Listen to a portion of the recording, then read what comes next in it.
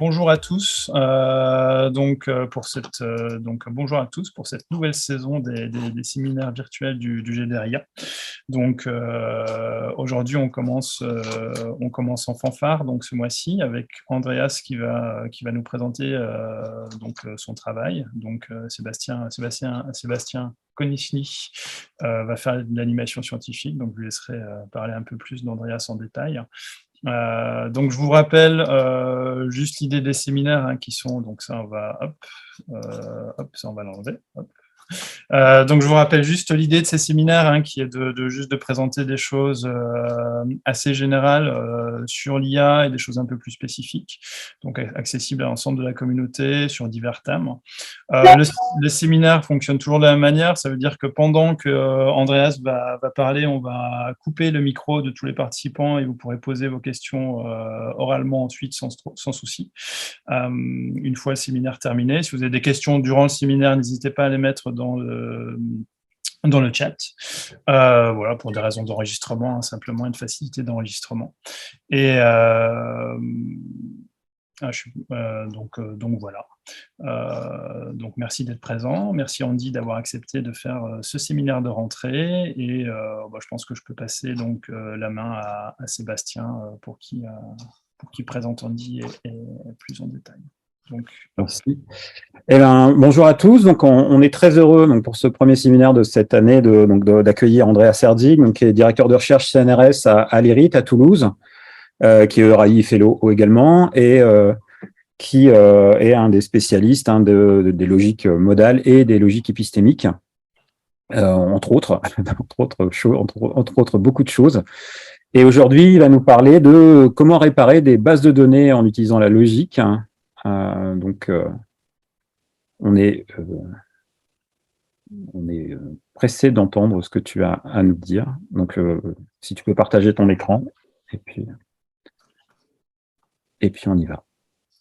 Mais bon, commençons. Donc, merci pour l'invitation, c'est un honneur. J'avais mis comme titre en général comme ça, base de données, logique, contrainte, réparation. Là, j'ai mis un titre un peu plus concret. Je vais parler des règles ECA. ECA, ça veut dire Event Condition Action, et quelque chose de relié, plus faible, qui sont les contraintes d'intégrité active. Et je vais parler des problèmes. Donc ça commence en base de données.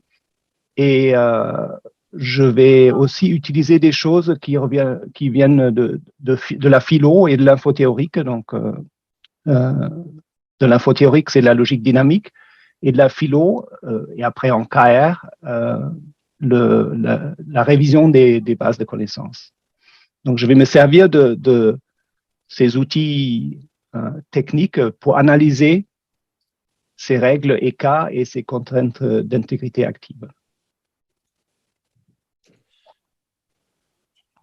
Voilà, donc ça c'est le plan.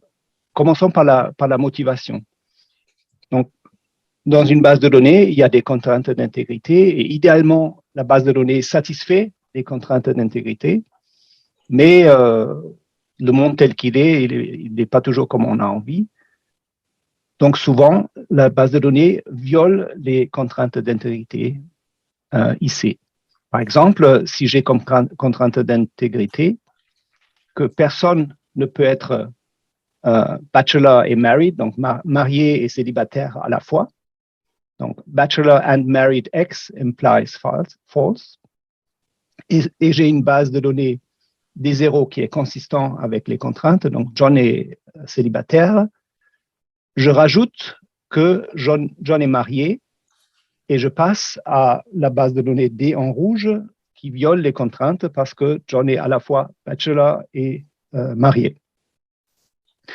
Donc, que faire? Il y a deux approches, en gros. L'une, c'est donc j'ai quitté ce royaume des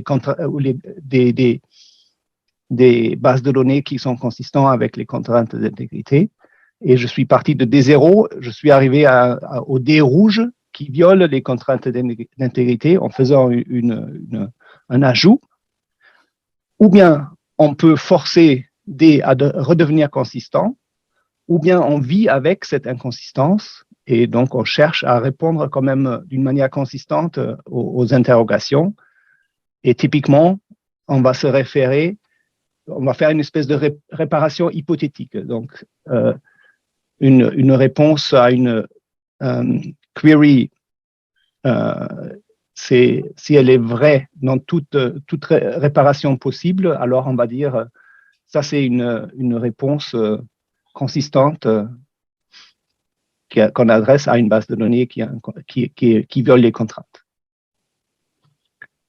Alors, comment ça marche ces réparations? Ben, je suis parti de D0, je suis arrivé à ce D rouge qui viole les contraintes d'intégrité, et après, typiquement, il y a plusieurs façons de réparer. Pour notre exemple, John est à la fois célibataire et marié. Ben, une façon de réparer, c'est de virer le fait qu'il est célibataire, ça c'est D1. Une autre, c'est de virer qu'il est marié, donc il reste célibataire.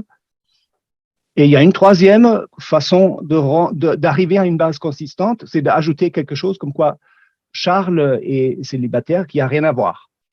Tous font le boulot, donc tous les DI satisfont les contraintes d'intégrité, mais évidemment, il y en a trop. Et comme le D3, par exemple, c'est pas ça que je voudrais. Donc le D3, il est trop loin, en quelque sorte, du D que je veux réparer. Donc ça nous amène à la notion de minimalité. On va s'intéresser aux réparations qui sont minimales. Donc c'est une base de données D' qui est le plus proche possible de D et satisfaisant les contraintes. Donc on va chercher d'aller à ce bord de ce royaume des contraintes d'intégrité. On va essayer de chercher là-dedans une qui est la plus proche. L'intuition, donc c'est D3, c'est plus loin que D1 et D2. Comment définir cette notion de proximité? Bah, il y a en gros deux façons de faire. L'un, c'est la différence symétrique, et ça nous rappelle l'approche des mondes possibles de Winslet. Donc, Possible Models Approach, ou PMA, les réparations PMA qui correspondent aux mises à jour PMA de Winslet. Et l'autre façon, c'est d'utiliser la distance de Hamming entre évaluations. Et ça nous donne une autre façon, un autre opérateur de réparation. Et les deux ont été étudiés dans la littérature. Mais si on regarde notre exemple, le changement minimal n'est pas suffisant. On veut être plutôt... Si on est parti d'un état où John est célibataire, on rajoute qu'il est marié, typiquement, on a oublié de retirer qu'il est célibataire. Donc, c'est plutôt D1 qu'on voudrait pas et D2 qu'on voudrait. Or, D1 et D2, ils sont à la même distance de D, et pour la distance PMA et pour la distance Hamming. Mais, encore une fois, le D1, c'est pas ça qu'on veut. Alors, les gens se sont posé la question, est-ce qu'on peut faire mieux et faire mieux en rendant les contraintes d'intégrité plus informatives? Donc, et je vais à l'envers de l'évolution historique, je commence avec des trucs plus récents. Donc, ça a moins de 20 ans, les contraintes d'intégrité actives. Ça, c'est de la forme, s'il y a une certaine condition qui est vraie, alors faire une certaine action. Donc, on va typiquement, la condition, ça va être la négation d'une contrainte d'intégrité statique, et à laquelle je vais rajouter des choses, une sorte de contrainte dynamique, des actions à faire si jamais la contrainte est violée. Donc, vous avez ici, dans notre exemple, la contrainte statique. Je ne peux pas être célibataire et marié, ça implique faux. Et la version active, ça sera, si je suis célibataire et marié, alors je vais retirer célibataire et je vais garder marié. Donc, l'intuition, c'est de spécifier, comme dit dans ces papiers, les premiers papiers là-dessus, de spécifier pour chaque contrainte d'intégrité les actions à faire pour la satisfaire de nouveau. Ou Caro Prez et Trushinsky disaient, ça nous donne les actions de base préférées pour réparer une contrainte si jamais elle est violée. D'accord? Donc, so far, so good.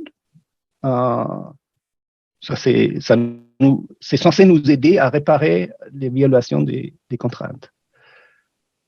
Il n'y a pas une seule sémantique, il y a plusieurs sémantiques que je vais les présenter plus tard, mais ça a le mérite quand même d'exister. Donc, on peut donner, spécifier en logique quelles sont les bonnes sémantiques de ces contraintes d'intégrité active. Il n'y en a pas qu'une, il y en a plusieurs. Mais parfois, c'est pas non plus complètement satisfaisant. Par exemple, regardez la dernière ligne. Si j'ai une contrainte classique en base de données, on ne peut pas être employé de 2 départements à la fois. Donc, employé E D1 et employé E D2 implique faux. Eh bien, qu'est-ce qu'on voudrait comme version active de cette contrainte? Ben, typiquement, ça dépendra de la transaction qui nous a amené dans l'état de violation.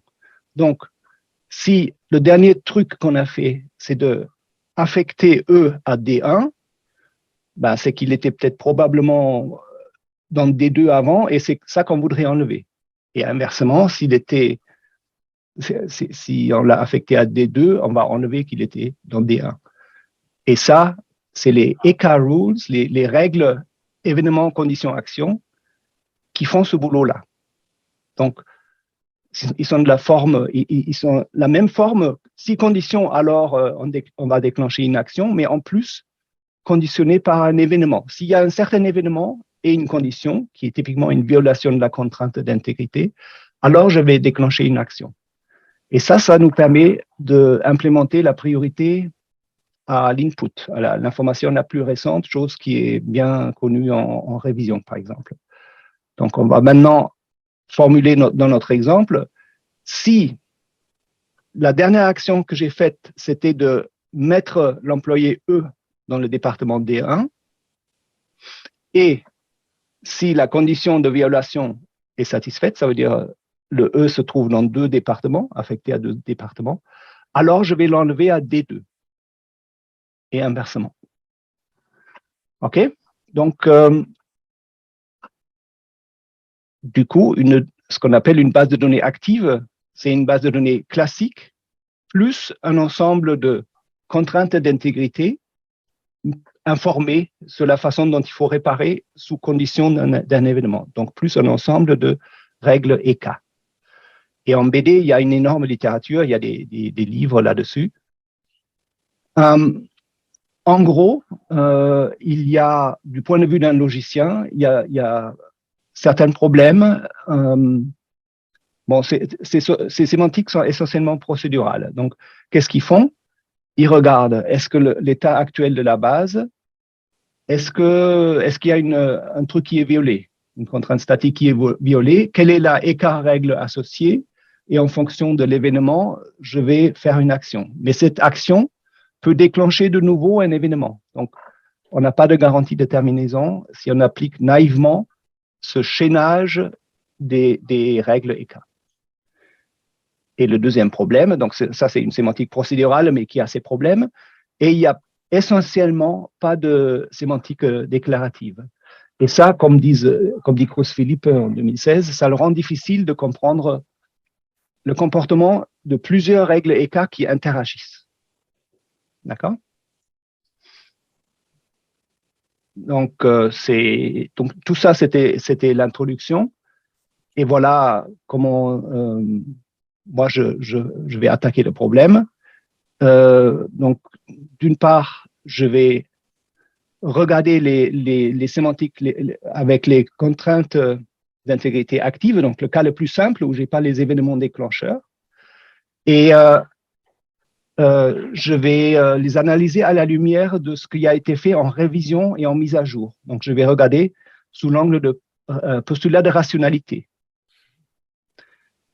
La deuxième chose dont je vais parler, c'est de regarder comment est-ce qu'on peut importer ce qui a été fait pour les contraintes d'intégrité active, comment est-ce qu'on peut importer ça aux règles EK et donner une sémantique déclarative pour ces règles-là. Et ça, c'est un papier qui a été publié, qui est présenté en juillet à la conférence FOIX. Et je vais faire cette analyse. Beaucoup de gens, enfin, il y a plusieurs approches qui existent, qui ont fait ça en programmation logique. Moi, je vais le faire en logique dynamique. Et à la fin, je vais esquisser, et l'accent est sur esquisser, comment cela peut être transféré aux logiques de description. Donc, on va parler de, au lieu de contraintes d'intégrité active, on va parler de T-box active.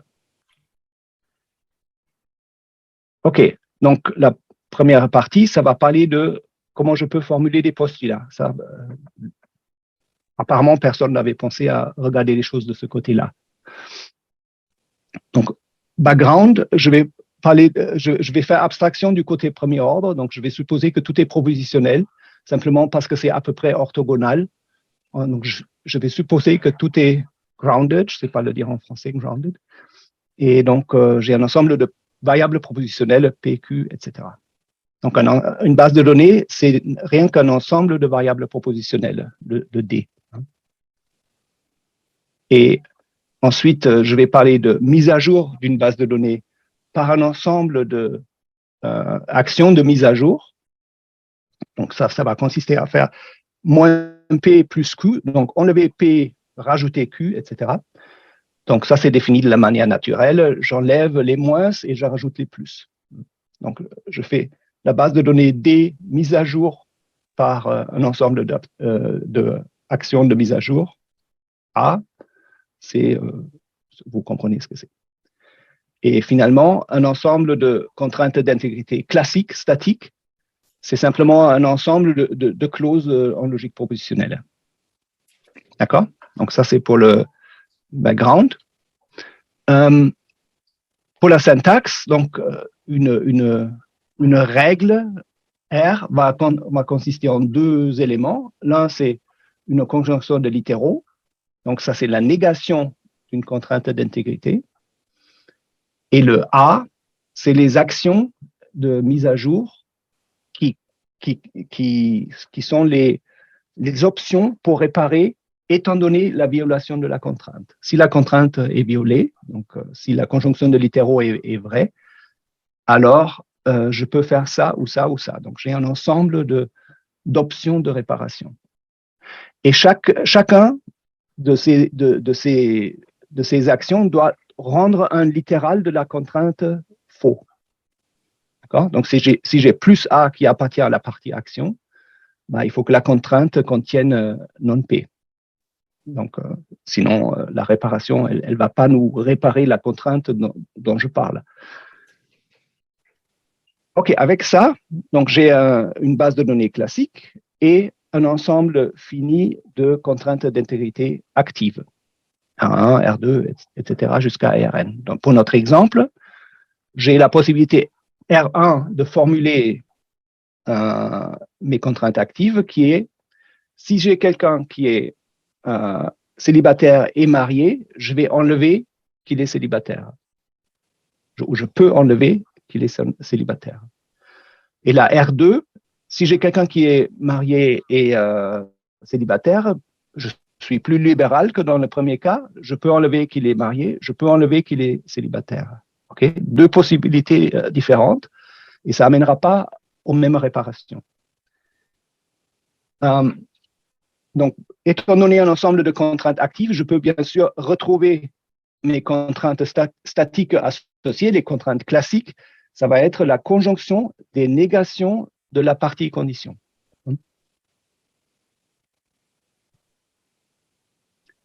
Alors, à partir de ça, les gens, donc ça a été proposé en 2004, les gens se sont demandé qu'est-ce qu'on pourrait avoir comme sémantique, et il y a plusieurs propositions.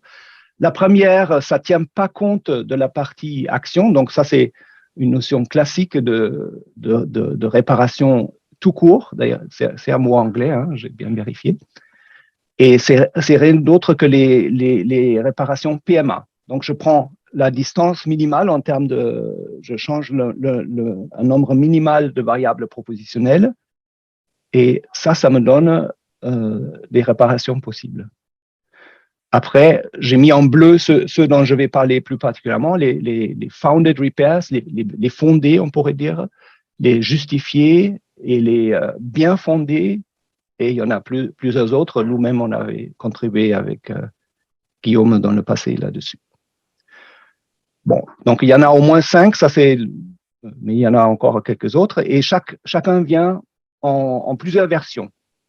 Si je enlève le fait que ça doit être minimal selon le critère de la distance du PMA, j'ai les versions faibles. Et ensuite, j'ai des versions plus non monotones où je minimise les exceptions. Donc, on voit les actions préférées de mise à jour comme des contraintes, comme des soft constraints, comme des contraintes qui peuvent être violées. Okay? On peut, si on regarde un peu plus de près, comment les gens motivent dans la littérature ces contraintes actives, on peut distinguer 2 interprétations en fait, hein, et ça va avoir des conséquences. Les uns, ils disent que si la condition est violée, alors les actions dans le deuxième composant, ils me donnent l'ensemble des options de réparation permises. Donc, je cite un article qui dit « It is allowed to repair this inconsistency by executing one or more of the actions ». Donc ça, la règle me donne un ticket pour réparer. Chaque élément de la partie action me donne un ticket. Mais ça permet que la contrainte violée peut être réparée par d'autres moyens, par d'autres contraintes actives. Et à l'opposé, il y a d'autres gens qui considèrent que la réparation, c'est une obligation. Donc, si j'ai une règle la partie condition est violée, je suis obligé d'avoir une des actions dans ma réparation de la base. Donc, j'ai souligné le must contain at least one update action from A of R. Et c'est pas la même chose que l'interprétation en termes de permission. D'accord? Donc, conséquence, supposons qu'on a une contrainte active qui est déclenchée, donc la partie condition est vraie. Si j'adopte la lecture de permission, par exemple, si j'ai la contrainte et j'ai 2 options, plus P et plus Q, ça va être équivalent à 2 contraintes actives, l'un, même condition, et je peux faire plus P, l'autre, même condition, et je peux faire plus Q. D'accord? Donc, je peux normaliser les contraintes actives. Et si je vois ça comme obligation, évidemment, on ne peut pas normaliser. Et on a à la fin un calcul plus local qu'avec la permission, parce que je ne regarde que la condition violée. Dans ce cas-là, si elle viole, alors il faut que je répare avec ce que la règle me donne. Je ne peux pas regarder ailleurs. Étant donné ces 2 différences, j'ai dit plusieurs fois, si la condition de violation est satisfaite, donc si la règle elle déclenche, mais qu'est-ce que ça veut dire la règle déclenche, hein? Est-ce que ça veut juste dire que la base de données dans son état de violation satisfait la partie condition, ou est-ce que ça veut dire autre chose? Alors, dans la suite, je vais passer 3 exemples où je vais, pour avoir un peu plus d'intuition, comment ça devrait, comment ces contraintes actives devraient fonctionner. Je vais utiliser quelques exemples abstraits comme ça de jouer. Premier exemple, très simple, j'ai la base de données vide, donc tout est faux, et j'ai un ensemble de R de contraintes actives qui contient 2 contraintes actives. La première, si P est vrai, si P est faux et Q est faux, alors j'ai comme option de réparation de faire rendre P vrai, et j'ai comme option de réparation de rendre Q vrai. Et la deuxième règle, elle dit, si Q est faux et R est vrai, alors je peux rendre Q vrai. Donc, la première règle, la condition est satisfaite, donc elle va déclencher, mais la deuxième, elle ne déclenche pas. Donc là, j'ai deux réparations PMA, je peux rendre P vrai et je peux rendre Q vrai. Et c'est aussi les réparations intuitives. Donc, si on peut en tirer un principe général, ce serait le suivant. Si la base de données satisfait la partie condition de la contrainte active, et tous les R', tous les autres contraintes actives, ils déclenchent pas et ils n'interagissent pas. Et on le laisse un peu flou ce que ça veut dire. Sous ces conditions, donc j'ai une seule action de réparation déclenchée et il n'y a pas d'interaction non désirable, alors la réparation va être juste les actions dans la partie action. OK? Deuxième exemple, là j'ai de nouveau tout est faux dans la base de données D et dans mes contraintes actives R, ils me disent deux choses. Si P est vrai et Q est vrai, je peux rendre P vrai pour réparer. Et la deuxième dit, si P est faux et Q est faux, alors je peux rendre Q vrai pour réparer. Et là, si j'ai la lecture en termes de permission, ben, la réparation va être, il y en a une qui est rendre P vrai, il y en a une autre qui est rendre Q vrai.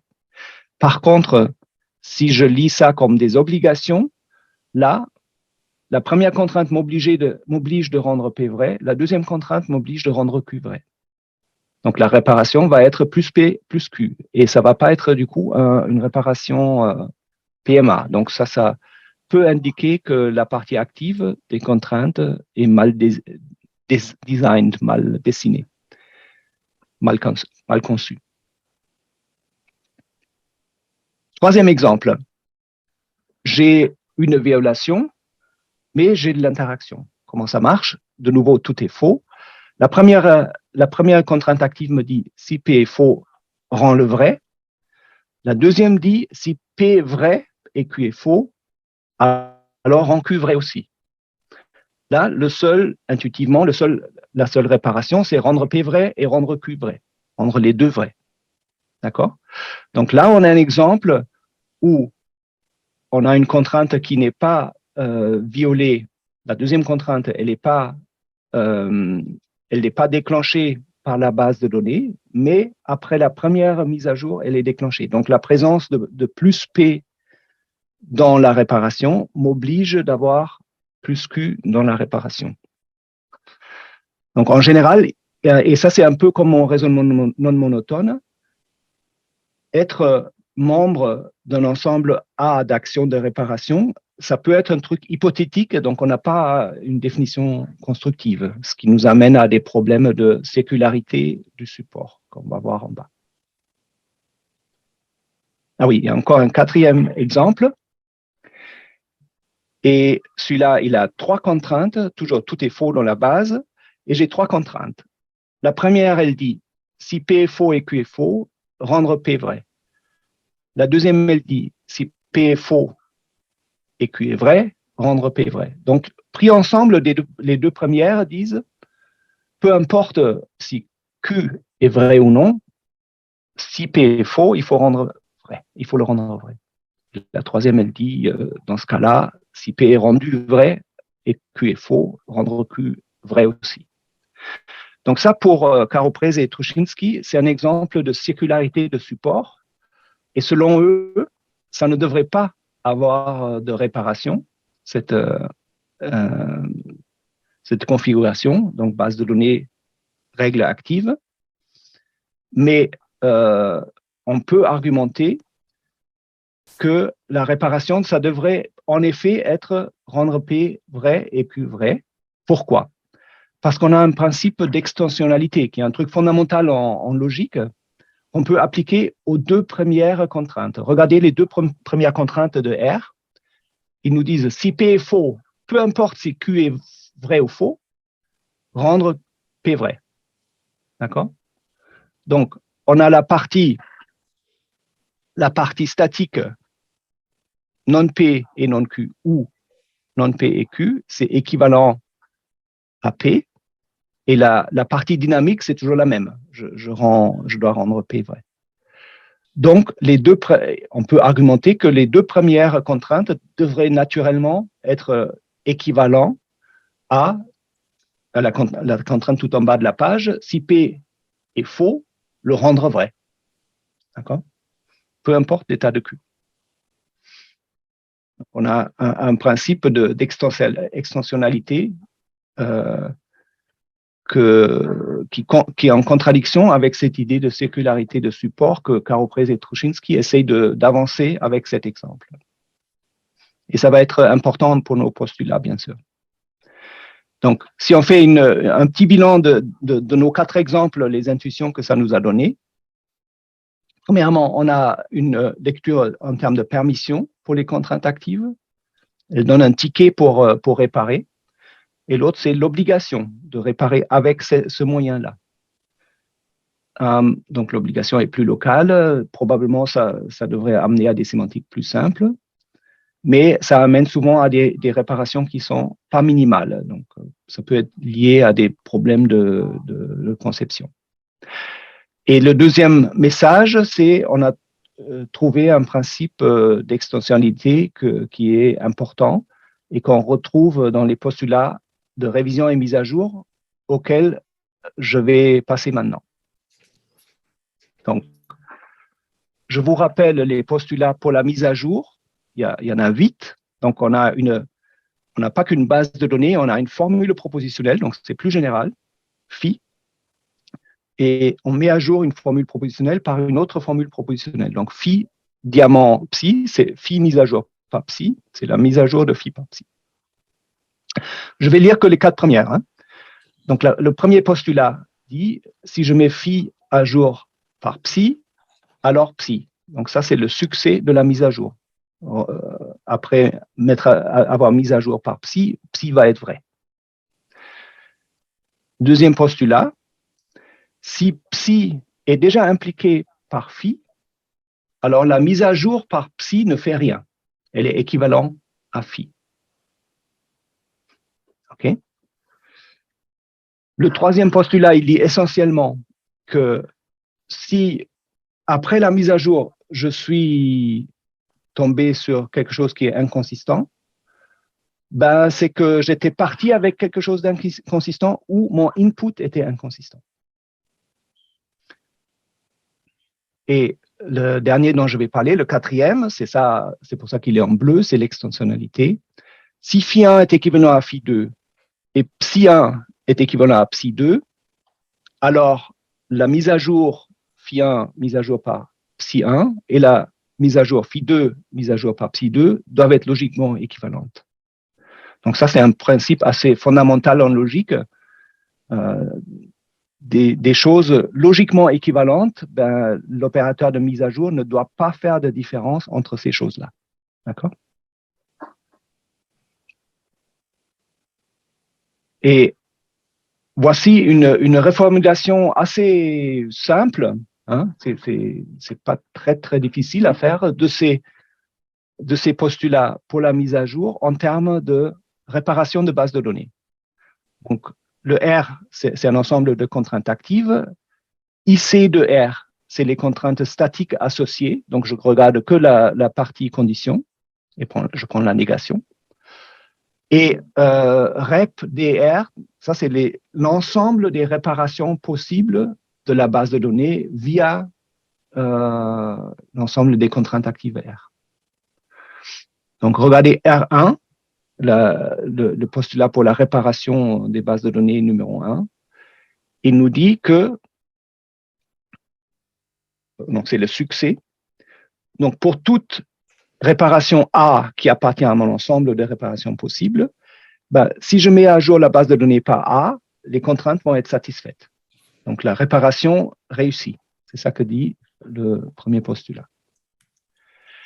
Le deuxième, il dit, si ma base est déjà consistante avec les contraintes, donc si la base satisfait les contraintes associées à R, alors la réparation, ben, je ne vais rien faire. C'est le singleton ensemble vide. Je ne fais pas d'action. Le troisième, c'est un affaiblissement de celui qu'on avait. Donc, le postulat 3 pour la mise à jour, il dit si je suis tombé dans l'inconsistance, c'est que ou bien le input ou bien la base de départ était inconsistante. Et ici, on est obligé de le conditionner. R doit être fermé, R doit être suffisamment riche et doit permettre suffisamment de choses. Pourquoi? Parce que si vous pouvez toujours avoir une contrainte d'intégrité active avec la partie action vide. Et dans ce cas-là, vous ne pouvez rien faire. Donc, il n'y aura pas de réparation. Mais la condition que je n'ai pas explicitée, que R doit être fermé, il doit permettre suffisamment d'action. Sous cette condition, on va exiger, et les contraintes d'intégrité sont consistantes, alors il doit y avoir une réparation, au moins une réparation. Ça, c'est le R3. Et je m'arrête avec le R4, qui est ce principe d'extensionnalité. Si j'ai deux ensembles de contraintes actives et qui sont équivalents, et il faut dire ce que c'est, ça va être le slide prochain. Donc, si j'ai deux contraintes équivalentes, ben, ils doivent amener aux mêmes réparations. Donc, ça, c'est une exigence naturelle dès qu'on fait de la logique, en quelque sorte. Qu'est-ce que ça veut dire équivalente? Là, c'est un peu comme quand on fait de la révision itérée, il n'est pas très simple et on peut souvent formuler que des contraintes très, très faibles pour l'équivalence dans ce cas-là. Bon, le niveau 0 de l'équivalence, c'est l'identité syntaxique. Donc, R et R' sont équivalents, ça c'est complètement défendable s'ils sont syntaxiquement identiques.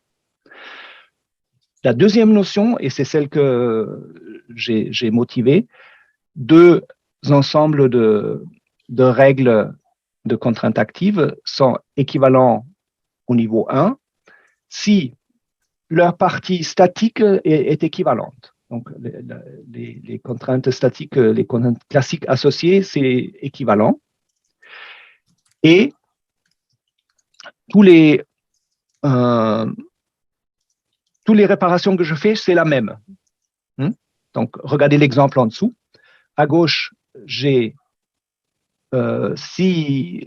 toujours la même réparation, plus P.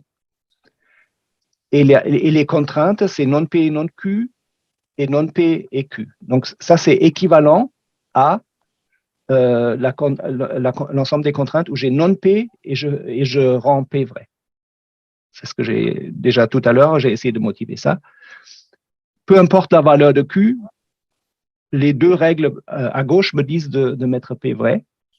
Ben, c'est exactement ce que dit la règle à droite. D'accord? Et la deuxième notion d'équivalence, ça lifte ça à des ensembles où j'ai pas qu'une seule réparation à droite, mais j'ai une partition et j'ai une cellule qui permet exactement les mêmes réparations des deux côtés et dont les contraintes statiques sont équivalentes. Ben là, je vais dire qu'ils sont équivalents. OK, vous avez eu l'idée, j'espère. On va s'intéresser à des notions d'équivalence qui sont, je pense, assez défendables et on va intégrer ces équivalences dans les postulats. Donc, à la lumière de ces postulats, je vais maintenant passer revue les contraintes actives existantes, les sémantiques pour les contraintes actives existantes. Je commence de nouveau à l'envers avec à peu près la dernière proposition de 2018. Donc, les réparations bien fondées, c'est très naturel. C'est un peu comme pour les écarts routes, la sémantique procédurale. Donc, je choisis une contrainte violée. Donc, je choisis une contrainte R telle que la partie condition déclenche et je mets à jour par une action dans la partie active et je vais itérer ça jusqu'à ce qu'il n'y ait plus de violation. D'accord? La définition dit exactement ça. Et j'ajoute juste que ça, c'est compatible et avec la lecture de la réparation comme permission et des actions comme obligées. Donc, par exemple,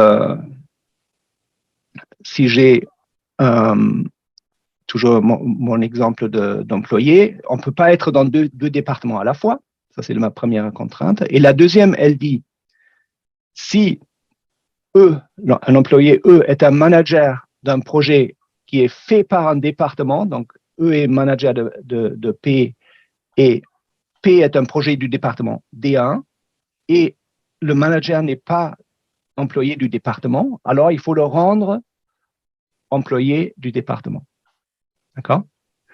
Dans ce cas-là, on a 2 réparations PMA possibles, mais on a un seul qui est bien fondé et c'est celui qui est intuitif. Donc, on va rendre notre employé. Donc, la base de données, c'est que est manager du projet P, il est dans P1, et il est dans le projet est dans D1 et le manager est dans D2. Donc là, on va rendre le manager, on va le mettre dans le D1 et on va l'enlever de D2. Donc, ça satisfait les intuitions. Ensuite, les réparations fondées, l'idée, c'est que si j'ai un ensemble d'actions, chaque action doit être supportée par une contrainte d'active. Donc, si le alpha, cette action, n'y était pas, la règle serait violée. D'accord? Donc, ça, c'est une interprétation permissive. On peut refaire le même exemple, il nous donne exactement ça aussi. Et voici un autre exemple. Et ça, c'est toujours le même. Hein. Ça, c'est celui où je vous ai dit que ça se simplifie avec ce principe d'extensionnalité. Donc, on arrive à la réparation plus P plus Q. Et Karo Prese et Truszynski trouvent ça non intuitif, mais nous, on a notre principe d'extensionnalité, ce postulat, qui quand même défend cette solution, cette réparation. Grounded repairs, je vais passer, c'est une généralisation des founded. Justified, je vais passer très vite parce que j'avoue que moi-même, j'ai du mal à le comprendre. Il est très compliqué et surtout, il viole ce principe d'extensionnalité que je pense qui est très défendable. D'accord? Ok, donc je vais un peu plus vite pour arriver aux contraintes EK. Donc, on a passé en revue les contraintes d'intégrité active en critiquant quelques-uns, mais essentiellement, il y en a 2 qui sont relativement simples et qui ont des bonnes propriétés formelles, les founded et les well-founded. Maintenant, comment est-ce qu'on peut importer ces idées dans les contraintes EK, dans les Event Condition Action Rules, qui sont des trucs très classiques en base de données, je vous rappelle. Donc, les contraintes EK, c'est des triplés. Avant, on avait 2 éléments dans le tuple, maintenant, on en a 3. Avant, il y avait contrainte et la partie action. Maintenant, il y a la partie événement en plus. Donc, une contrainte EK, c'est un événement, une condition et une action. La condition et l'action, c'est comme dans les contraintes actives. Et l'événement, on va le voir ici comme une formule booléenne construite à partir de affectation. Donc, ça nous dit, c'est une description partielle des dernières actions qui ont été faites et qui ont amené la base dans un état inconsistant, typiquement. Par exemple, regardez l'exemple au milieu. J'ai toujours mes employés. Donc, maintenant, je peux dire, je ne peux pas être dans 2 départements à la fois. Et si la dernière chose que j'ai fait, c'est de mettre l'employé dans le département D1, ben, je vais le retirer de D2. Et inversement, si la dernière chose que j'ai faite, c'est de le mettre dans D2, je vais le retirer de D1. Les contraintes actives pardon, les EK règles, on peut de nouveau lui associer des contraintes statiques, à savoir les négations des conditions, et on prend leur conjonction. Donc, si on satisfait ces IC de K, on satisfait toutes les contraintes statiques, donc il n'y a rien à faire. Et sinon, si on ne le satisfait pas, ces contraintes statiques, il faut réparer. OK, voici un exemple un peu plus compliqué. Donc, tout manager d'un projet qui est fait par un département doit être employé du département.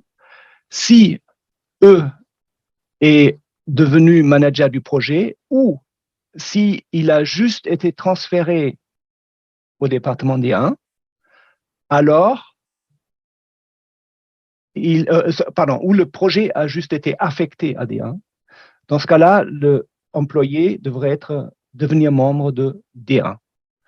Par contre, la ligne d'après, si l'événement qui a amené à la violation consistait à enlever l'employé du département, alors là, il faudrait enlever le projet du département D1 ou le projet devrait avoir un nouveau manager. OK?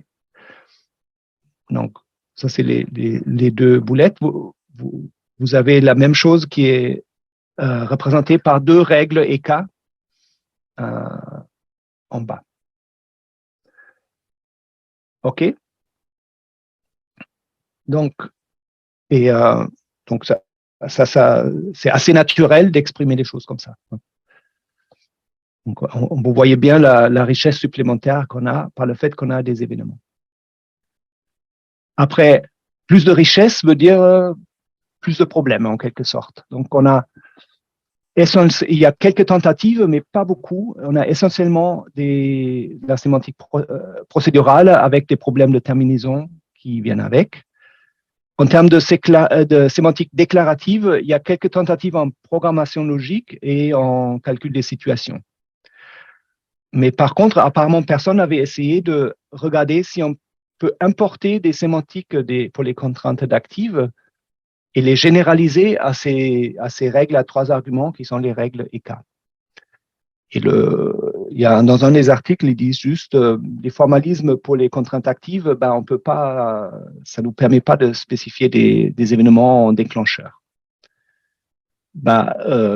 C'est quand même pas très difficile, donc il suffit juste et voilà notre sémantique qu'on avait proposé pour ça. On prend un modèle. Avant, le modèle, c'était quoi? C'était une base de données, tout court. D'accord? Là, on va prendre un modèle plus compliqué. C'est une base de données plus l'historique. Donc, la dernière action qui a eu lieu et qui a amené la base de données dans l'état D. Donc, cette dernière action, c'est un ensemble des choses que j'ai rendues vraies, c'est des plus P, et des choses que j'ai rendues faux, moins P. OK?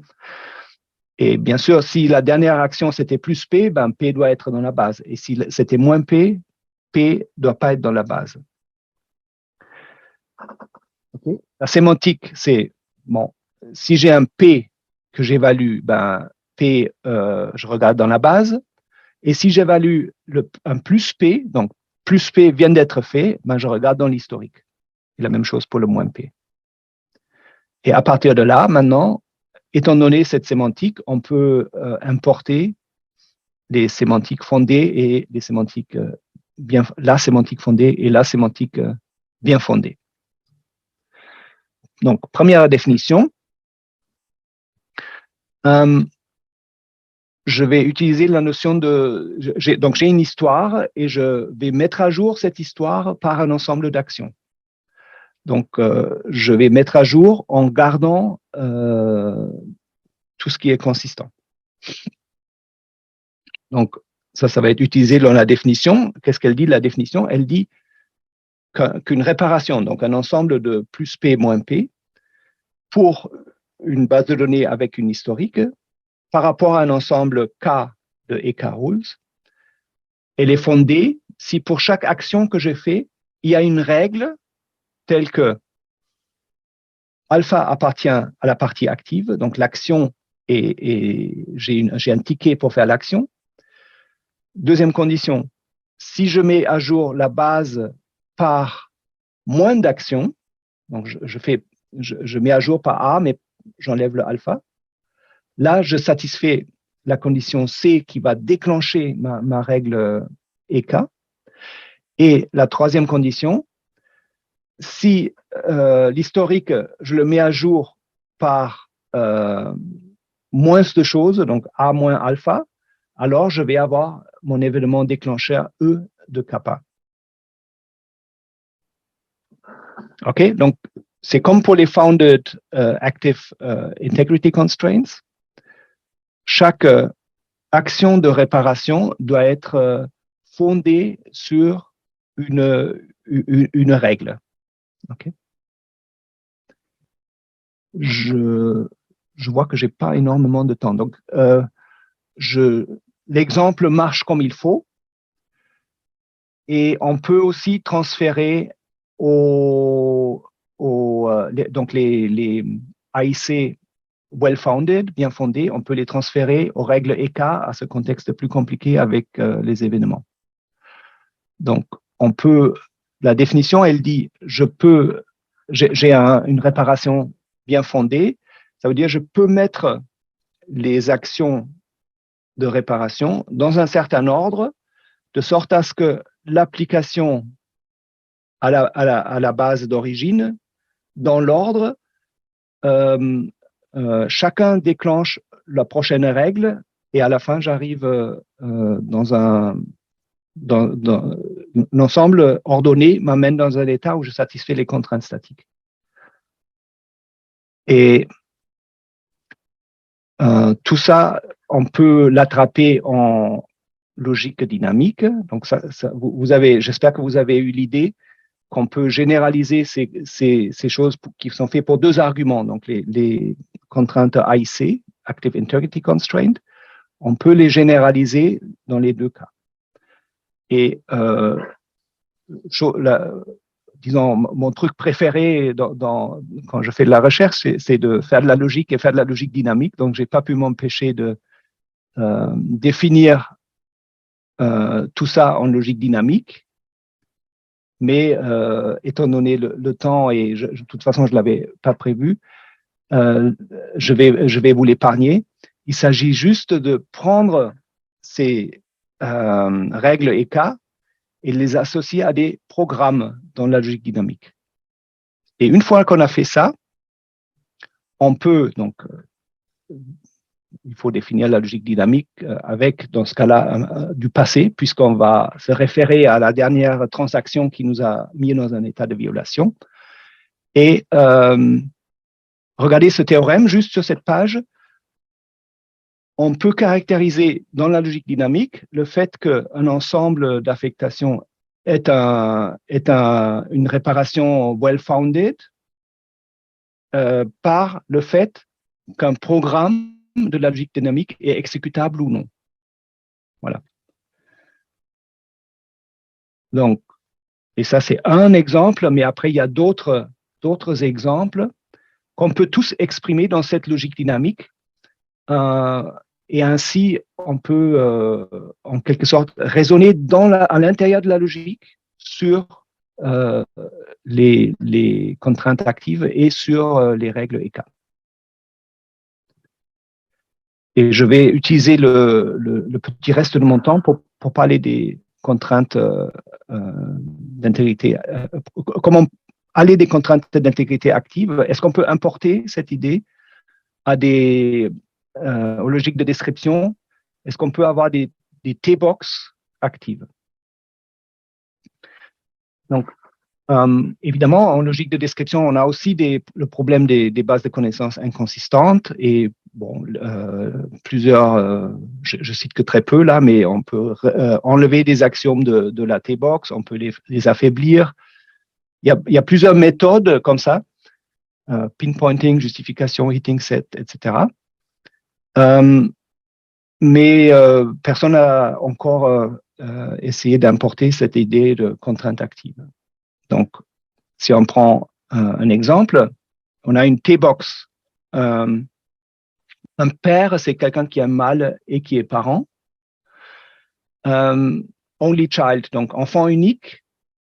La relation frère ou sœur de nous amène nulle part. Donc tous les gens, tous les points où je peux aller par la relation health sibling, ils satisfont faux, donc il n'y en a pas. OK? Et donc, ça, c'est la T-box, donc c'est mes axiomes.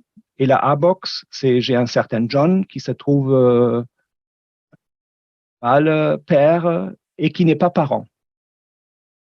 Donc, consistant avec la première élément de la T-box.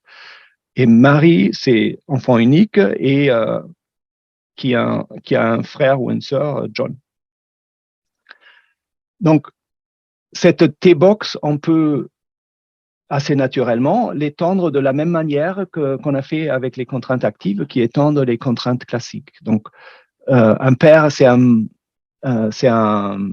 mâle et parent.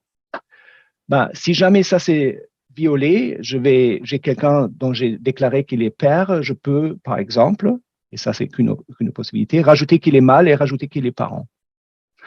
Ou si quelqu'un est enfant unique, alors il ne doit pas avoir de frère ni de sœur. Ben, si je viole cette contrainte, dans ce cas-là, je vais enlever le fait que c'est un enfant unique. OK? Et ainsi, je vais arriver, le A1, c'est une A-box qui est réparée en suivant la T-box active et qui est de nouveau consistante avec la T-box active. OK? Ça, c'est l'idée. Et ça, donc là, c'est une première possibilité que j'avais. Si la contrainte est vérifiée, si j'ai un père, alors je vais rajouter qu'il est mâle et qu'il est un parent. Et l'autre possibilité, c'est d'enlever qu'il est un père. Et dans le cas de l'enfant unique, ben, je vais enlever qu'il a des frères ou sœurs. D'accord? Et du coup, la réparation de la T-box va être différente, puisque la T-box active et la partie active de la T-box est différente. Alors, ça a l'air simple, mais en fait, quand on essaie de le faire en détail, et on l'a fait dans le cadre de la thèse de Christos Rantzoulis, on tombe sur plein de problèmes et en gros, on n'est pas arrivé à une solution complètement satisfaisante.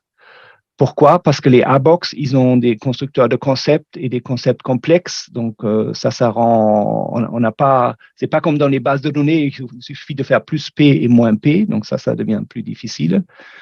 La deuxième difficulté, c'est qu'on est dans une sémantique du monde fermé en base de données, tandis qu'ici, c'est le monde ouvert. Et ça veut dire qu'on passe du model checking au satisfiability checking, ce qui rend les choses plus compliquées aussi. Et finalement, on a un choix entre enlever et oublier des concepts. Bref, donc là, on n'est pas